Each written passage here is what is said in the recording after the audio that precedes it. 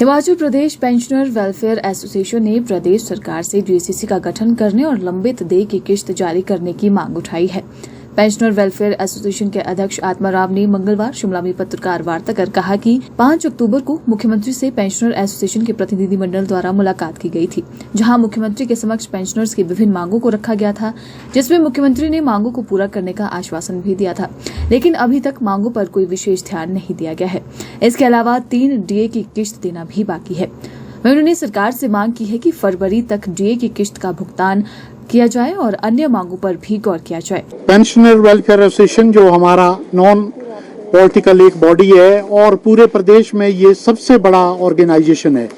समय समय पर हम पेंशनर की जो डिमांड्स है और जो भी सरकार होती है उसके सामने हम पहले भी रखते आए हैं और आगे भी रखते आएंगे। मैं आपको बता देना चाहता हूँ कि हम 5 अक्टूबर को माननीय मुख्यमंत्री ठाकुर सुखविंदर सिंह सुक्खू जी से पीटर हॉफ में मिले थे और जिसमें कि हमारे प्रदेश भर के समस्त जो हमारे पेंशनर्स डिस्ट्रिक्ट के प्रेसिडेंट थे, सीनियर वाइस प्रेसिडेंट्स थे और जो दूसरे ऑफिस बेरर्स थे वो 12 के 12 डिस्ट्रिक्ट के वहाँ प्रेसिडेंट थे।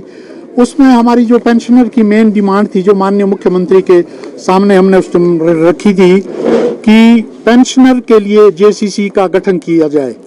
जो जेसीसी होती है एक वो पेंशनर के लिए जितनी भी पेंशनर की डिमांड होती है वो सबसे बड़ा प्लेटफॉर्म होता है उसको उनकी डिमांड को रिड्रेसल करने के लिए।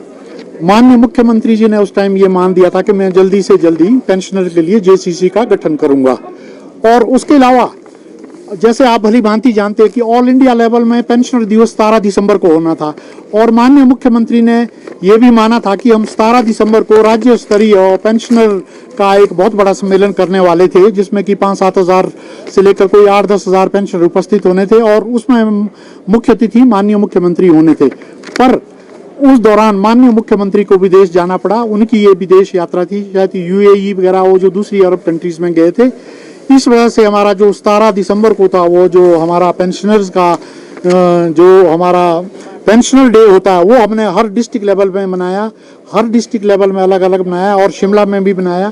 शिमला में भी हमारा जो है यहाँ पे सिटी लेवल में मनाया गया। उसमें माननीय मुख्यमंत्री के जो मीडिया सलाहकार है नरेश चौहान जी वो उसमें उपस्थित थे और उस वक्त भी हमने बोला था कि पेंशनर की जो डिमांडें है वो माननीय मुख्यमंत्री के सामने हम रखना चाहते हैं और उनको भी हमने बोला था कि आप भी हमारे जो भी डिमांड है उनके सामने रखें।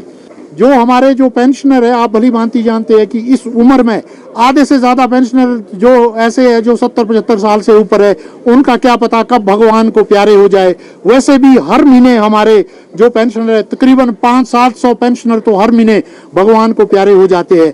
अगर जैसे बोलते हैं आप मरे तो जग प्रलय, अगर उसके बाद ये पेंशनर का जो अपना पैसा है गवर्नमेंट के पास ड्यू है अगर उसके बाद मिलेगा तो उनके किस काम का, वो तो फिर जो भी उनके आगे होंगे लीगल एयर होंगे और उन्हीं को मिलेगा। तो आप लोगों के माध्यम से ये अपील है कि आने वाला जो बजट है उसमें प्रोविजन किया जाए और पेंशनर का जितना भी ड्यू है उसमें रखा जाए।